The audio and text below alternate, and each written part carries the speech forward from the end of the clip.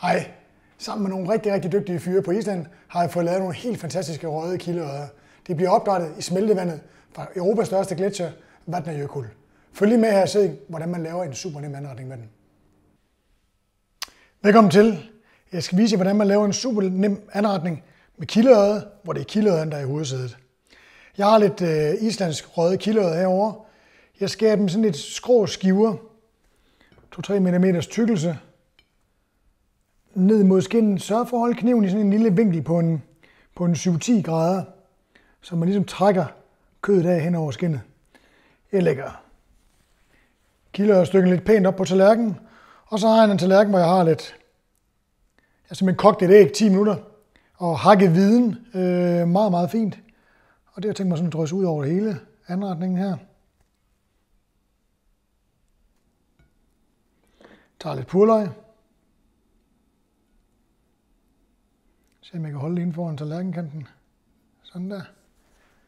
Jeg har lidt pomelo segmenter. Simpelthen pomelo-filererne, som jeg piller fra hinanden.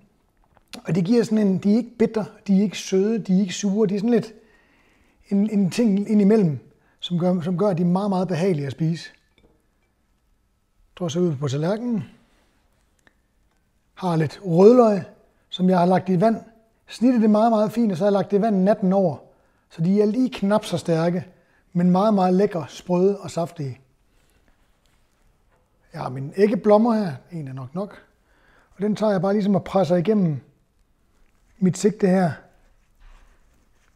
Ned over anretningen.